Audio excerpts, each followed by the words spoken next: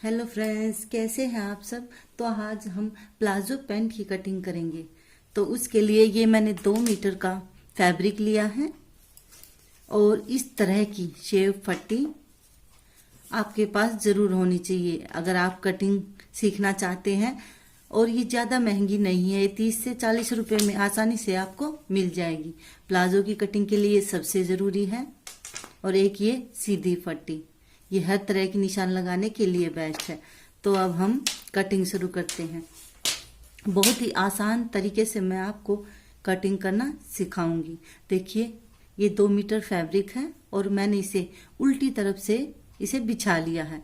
ये उल्टा भाग है और अंदर की तरफ सीधा, और ऐसे डबल करके मैंने इस तरह का ये वाला पल्ला अपनी साइड बिछा लिया है। अब हम निशान लगाएंगे। सबसे पहले हम इसको सीधा करके एक लाइन ड्रॉ करेंगे।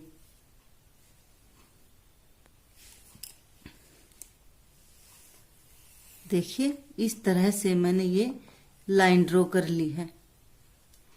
इससे जो भी तिरछा भाग होगा वो अलग हो जाएगा और सीधा निशान हमें मिल जाएगा। और अब हमें 2 इंच का ऊपर मोड़ने के लिए कपड़ा चाहिए। तो इसलिए हम यहाँ पर 2 इंच का निशान लगा देंगे।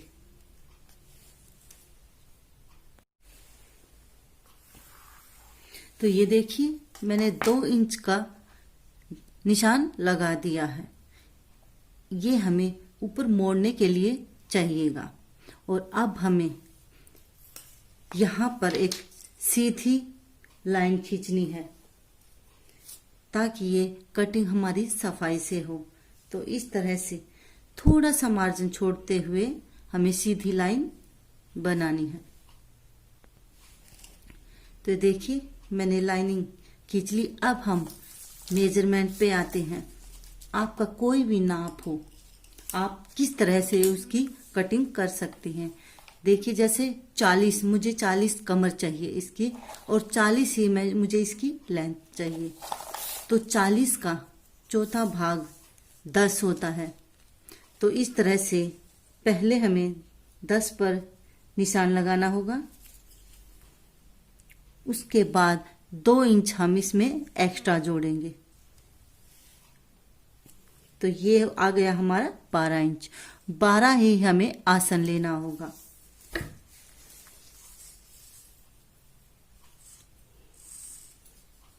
ये देखिए, 12 इंच मैंने आसन ले लिया है और इसको भी हमें सीधा निशान लगाना होगा। ये इस तरह से मुझे निशान लगाना होगा। देखिए, ये बहुत ही आसान तरीका है। अब मुझे इसे मिलाना है। तो देखिए, ये हमारा एक बॉक्स बन गया। 12 यहाँ, 12 और 12। और अब हमें क्रोच एरिया के लिए 1.5 से 2 इंच आप ले सकते हैं। मैं यहाँ पर 2 इंच लूंगी। तो ये देखिए, ये क्रोच एरिया है और मैंने इसमें 2 इंच ले लिया है। और अब 1 इंच यहाँ पर हमें गोलाई देनी है। देखिए, तो ये मेरा आसन बनकर तैयार हो गया है। अब मुझे इसकी लेंथ लेनी होगी। जितना आपकी लेंथ है, आप वहां तक इस पे निशान लगा लें। तो देखिए, मेरी लेंथ 40 है, तो मैं 40 पर निशान लगा लूंगी। लेकिन ये बात याद रहे कि हमें निशान इससे नीचे लेना है। जो आपने मोड़ने के लिए 2 इंच का कपड़ा रखा है, उससे नीचे हमें लेंथ लेनी है। देखिए, यहां तक 40 मैंने ले ली है और 2 इंच हमें इसका नीचे मोड़ने के लिए कपड़ा चाहिए।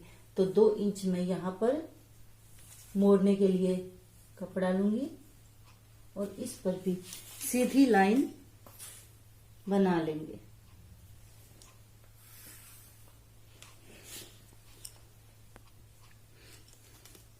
और अब हमें इसको नापना होगा। इस क्रोच एरिया को छोड़कर बाकी कपड़े को हम नाप लेंगे। तो ये हमारा 12 इंच आ गया है और 12 इंच हमें नीचे निशान लगाना है। देखिए इस तरह से हमें 12 इंच पे निशान लगा देंगे और फिर हमें इसका हाफ 6 इंच हमें निशान लगाना है।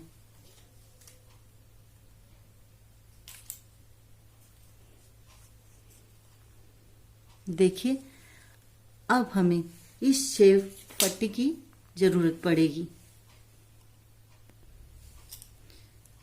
अब हमें इस शेप पट्टी के इस भाग को हमें ऊपर रखना है और इस भाग को हमें नीचे रखना है और इस क्रोच एरिया के ऊपर रखकर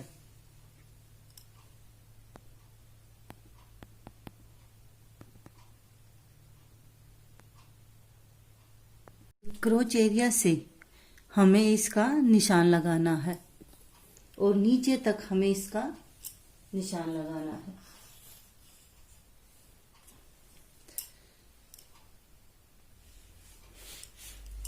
और हमें यहाँ तक, ये हमने 12 इंच लिया था और इसका टोटल हमने 6 इंच लिया था।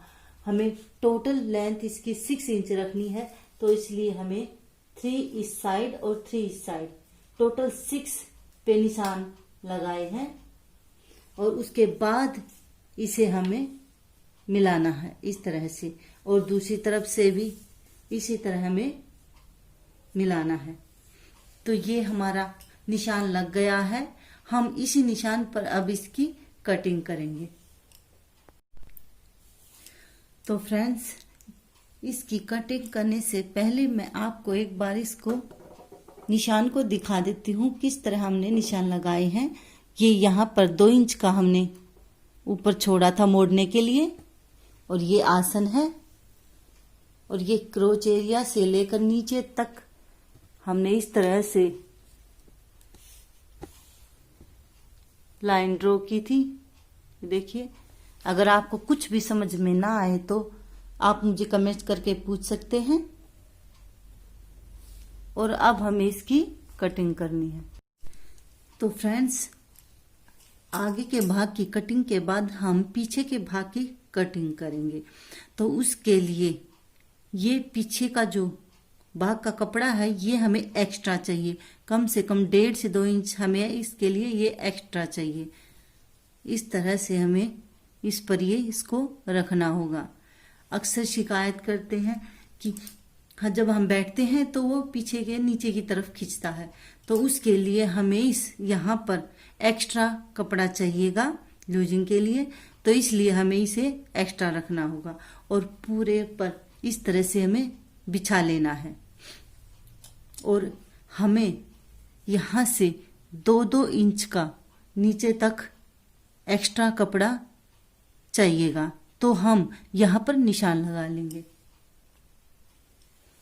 तो सबसे पहले हमें यहाँ पर 2 इंच का एक्स्ट्रा मार्जिन लगा देंगे इस तरह से और यहाँ पर इस तरह से गोलाई कर देंगे और इसको भी सीधा कर देंगे।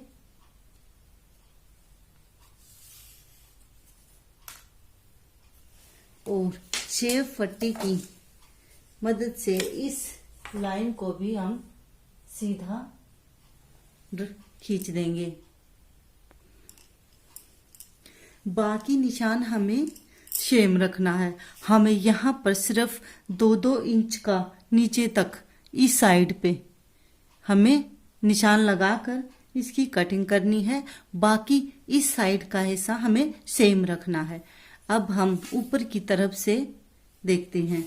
तो इसके लिए ऊपर नीचे बैठने में कोई प्रॉब्लम ना हो, इसके लिए हमें यहाँ से 1.5 इंच एक्स्ट्रा यहाँ पर निशान लगाना होगा। और इस निशान को, ये 1.5 इंच हमने एक्स्ट्रा लिया है, इस निशान को यहाँ पर हमें मिलाना है।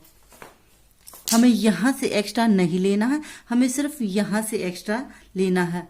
ये मेरी साइड है, तो मैं यहां से तिरछा निशान लगा दूंगी।